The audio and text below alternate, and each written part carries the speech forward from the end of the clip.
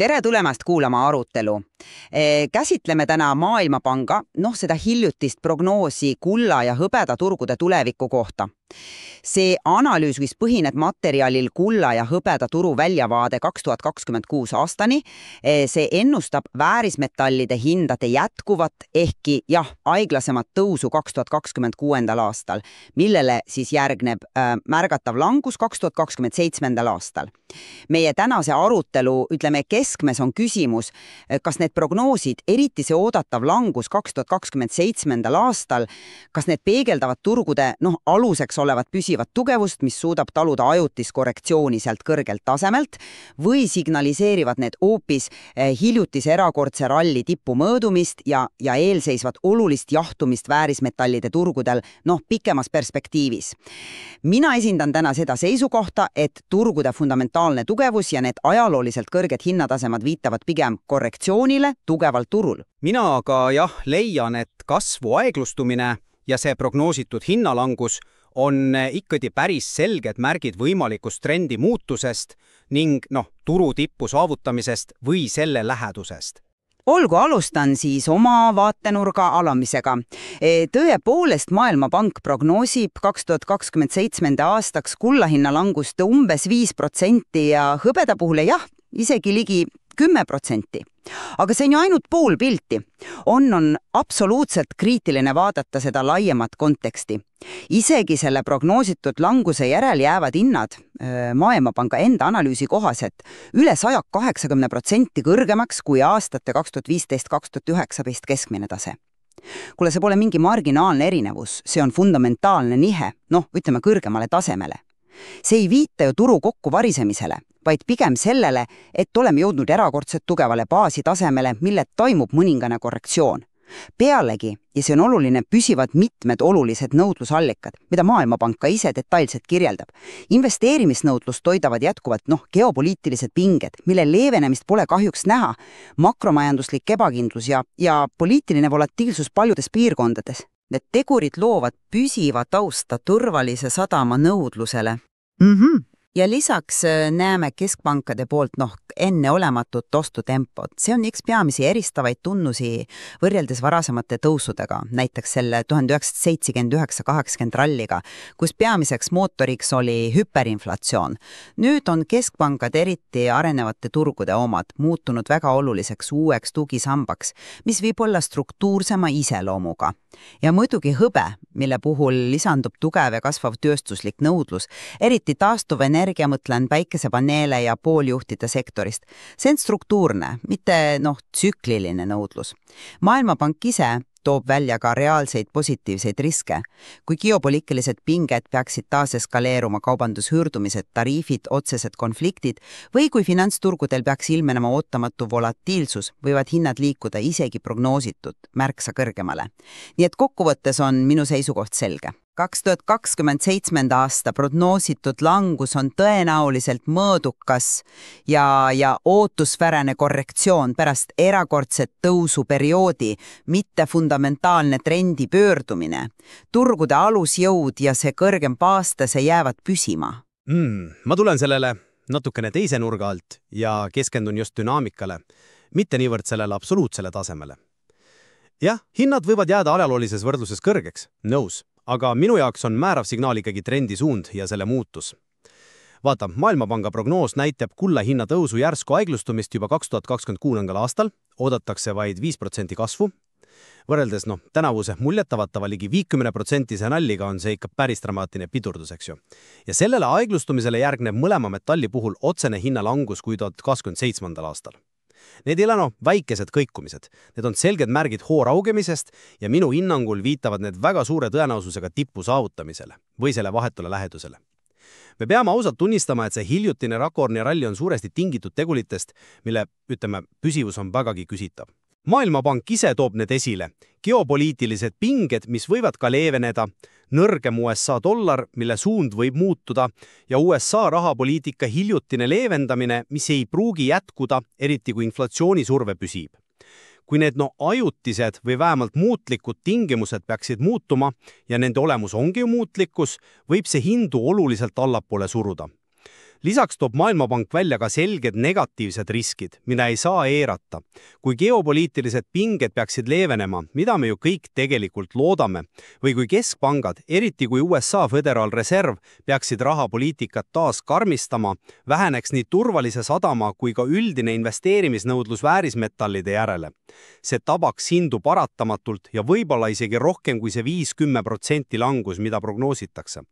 Sellepärast on minu põhiargument. On üsna tõenäoline, et turu tipp on juba selja taga või kohe käes. See prognoositud langus 2027. aastal ei ole lihtsalt väike tehniline korrektsioon kõrgel platool, vaid pigem oluline signaal turu jahtumisest, mis seab tõsiselt kahtluse alla praeguste kõrgete hindade jätkusuutlikkus pikemas perspektiivis. See rall on ehitatud, mõneti ebakindlale vundamendile. Ma saan aru, miks sa langusele ja aeglustumisele nii palju tähelepanu pöörad, aga ma raamiksin seda siiski teisiti ja just nimelt selle 180% kõrgema baastaseme kaudu. See ei ole lihtsalt kõrge hind, see viitab potentsiaalsele struktuursele muutusele turul. Kui hinnad suudavad püsida isegi pärast oodatavat langust nii palju kõrgemal kui 5 aasta keskmine enne seda rallit, siis see ei ole ju lihtsalt tsükliline tipp, mille järel langetakse tagasi vanale tasemele. See näitab, et midagi fundamentaalselt on turul muutunud, mis toetab püsivalt kõrgemat baastaset. See võrdlus 1979-80 ralliga, mida Maailmapank ise kasutab, on siin väga kõnekas. Jah, toona olid inflatsioon ja naftašokid peamised ja intensiivsemad tõukejõud.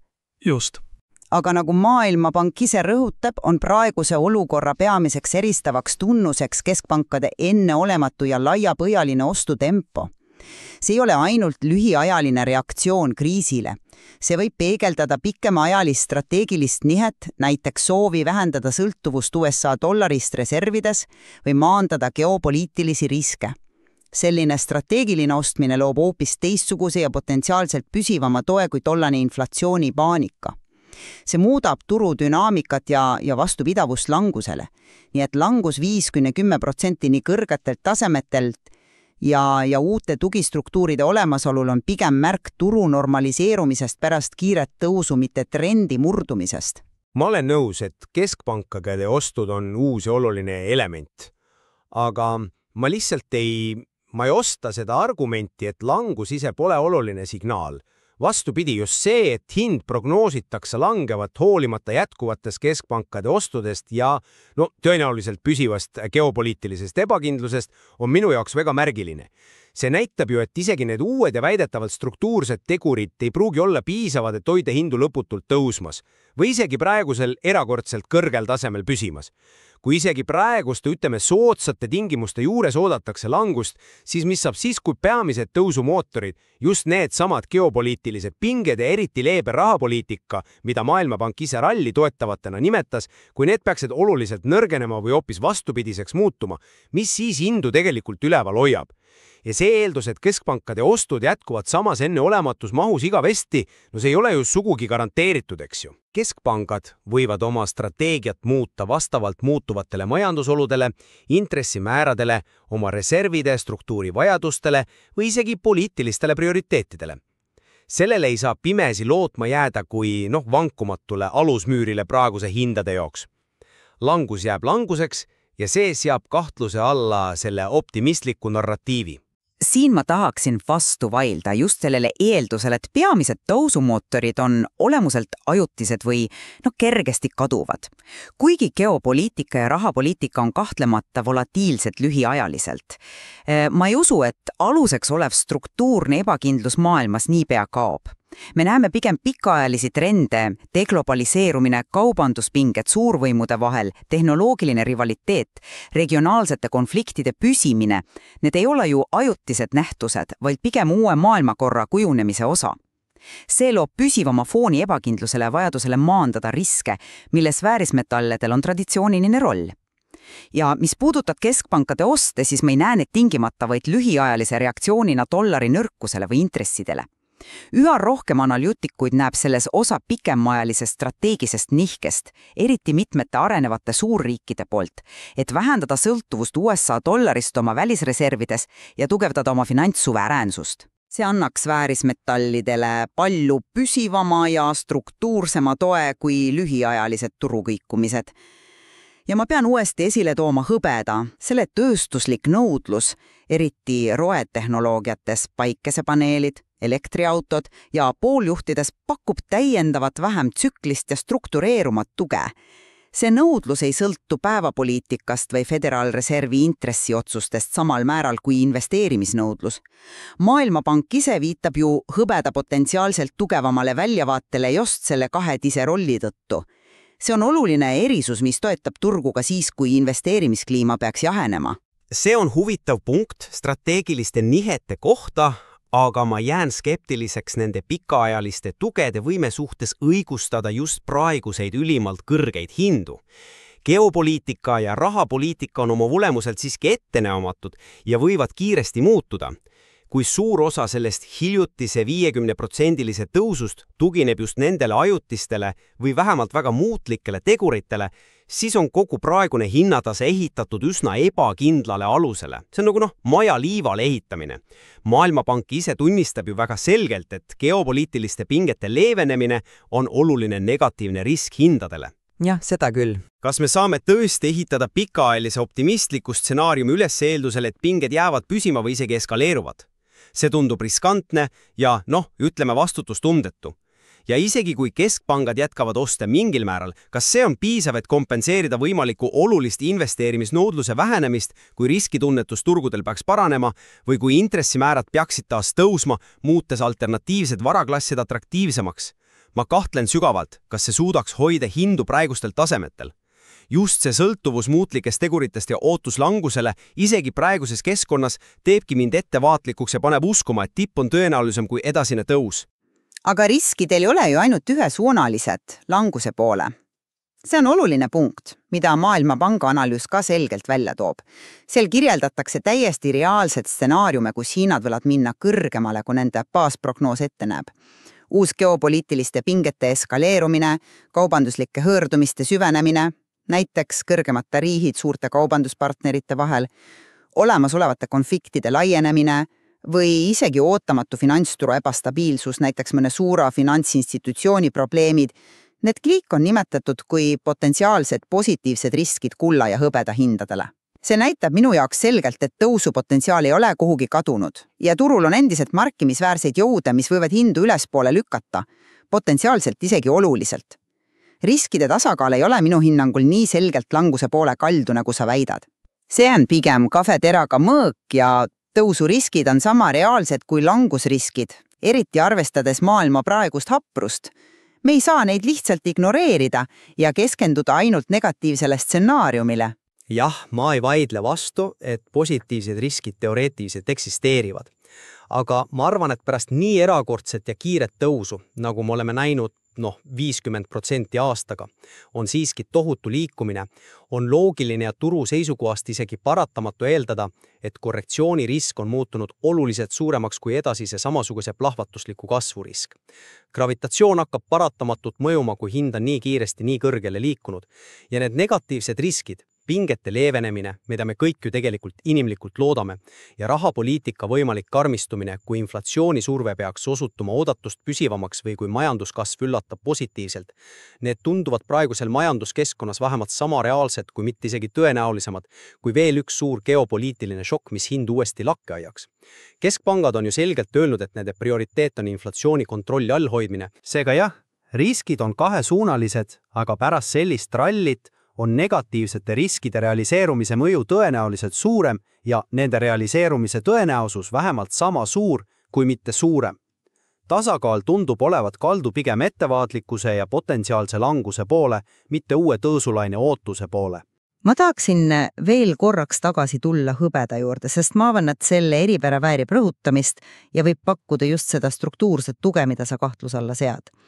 Maailmapank on ise hõbeda suhtes 2026 aastaks isegi optimistlikum kui kulla suhtes ja tooks selgelt välja selle kahetise rolli nii väärismetal kui ka tööstuslik tooraine.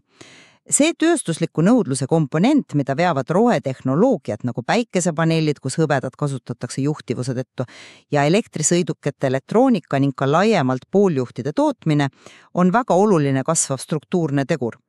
See nõudlus ei ole lihtsalt turvaline sadam, mis sõltub hetke meeleoludest, vaid reaalne füüsiline nõudlus, mis kasvab tõenäoliselt pikaajaliselt koos rohepöörde ja tehnoloogia arenguga, sõltumata sellest, kas finantsturgudel on parasjagu riskituju või mitte. See muudab hõbeda väljavaata potentsiaalselt tugevamaks ja stabiilsemaks pikas plaanis, pakkudes fundamentaalset tuge ka siis, kui investeerimisnõudlus peaks kõikuma või geopoliitilised pinged leevenema. See on oluline erinevus kullast ja Maailmapank näib seda ka tunnistavat. See on kõitev argument ja ma tunnistan hõbeda tööstuslikku tähtsust ja selle kasvu potentsiaali pikas plaanis, aga Maailmapanga enda numbrid räägivad lühemas perspektiivis teist keelt. Fakt on see, et Maailmapank prognoosib ka hõbeda hinna langust 2027 aastal ja isegi protsentuaalselt suuremat langust kui kulla puhul, ligi 10% võrreldes kulla umbes 5%-ga. Mida see meile tegelikult ütleb?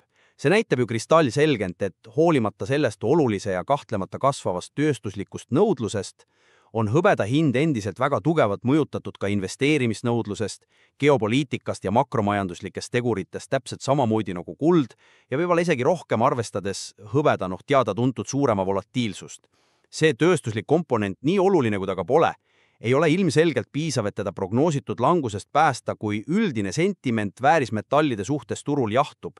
Investeerimiskomponent ja sellega seotud spekulatiivsed voodud domineerivad endiselt hinnakujunduses, vähemalt selles Maailmapanga prognoosis.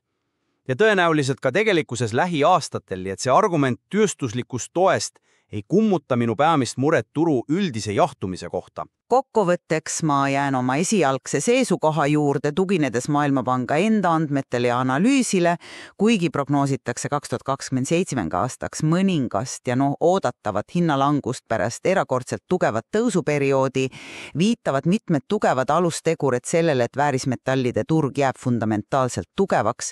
Nendeks on püsiv investeerimisnõudlus, mida toidab jätkus geopoliitiline ja majanduslik ebakindlus, keskpankade enneolematud ja potentsiaalsed strateegilist nihet peegeldavad ostud, hõveda kasvav ja struktuurne tööstuslik kasutus ning fakt, et hinnad jäävad ka pärast prognoositud langust ajalooliselt väga kõrgele tasemele, mis viitab uuele kõrgemale baasitasemele. Sellepärast on tõenäolisem, et tegu on pigem mõõduka ja isegi terve korrektsiooniga pärast erakordset tõusu, mitte pikaajalise trendi murdumise ja turu tippu saabumisega. Mina näen seda siiski teistmoodi ja jään oma seisukoha juurde, et signaalid viitavad pigem ettevaatlikkusele. Kulla hinnakasvu märkimisväärne aeglustumine juba 2026. aastal, millele järgneb mõlema metalli prognoositud otsene hinnalangus 2027. aastal, on minu jaoks peamised ja väga kaalukad signaalid. Kui lisada siia turgude selge ja tunnistatud sõltuvus muutlikest ja potentsiaalselt ajutistes geopoliitilistes ja rahapoliitilistes teguritest, mille püsimine praegusel kujul ei ole kaugeltki garanteeritud, siis viitab see kõik tugevalt sellele, et hiljutine tipp on suure tõenäosusega möödas või vähemalt väga lähedal ning turgu ootab ees oluline jahtumine. Praeguste erakordselt kõrgete hinnade jätkusuutlikkus pikemas plaanis on seega tõsiselt küsimärgi all ja riskid tunduvad olevat kaldu allapoole. Tunnistame siis, et jääme eriarvamusele Maailmapanga prognoosi pikaajaliste järelduste osas. Kas oleme tunnistajaks ajutisele korrektsioonile jätkuvalt tugevalt turul, mida toetavad uued struktuursed tegurid, või hoopis olulisele pöördepunktile pärast erakordset, kuid võib-olla liialt ajutistele teguritele tuginenud rallid? Nõus. Ja me ilmselt mõlemad nõustume ka selles, et geopoliitiliste pingete edasine areng, maailma majanduse käik laiemalt ning eriti keskpankade käitumine, kas nende strateegilised ostud jätkuvad samas mahus või mitte, saavad olema lähiaastatel absoluutselt määrava tähtsusega nende turgude jaoks. Need tegurid määravad lõpuks ära, kummal meist siin täna rohkem õigus oli? Täpselt nii. Erinevate perspektiivide kaalumine sellele Maailmapanga analüüsile aitab kindlasti paremini mõista väärismetallide turu keerukust ja neid mõjutavaid mitmetahulisi jõude, nii lühi- kui ka pikaajalisi. See ei ole mustvalge pilt. Loodetavasti andis tänane arutelu kuurajatele mõtteainet ja julgustab ka ise neid materjale ja turu arenguid edasi uuriva ning oma järeldusi tegema. Nagu ikka, võitjat me siin välja ei kuuluta, lõplikud järeldused jäävad igaüle enda teha.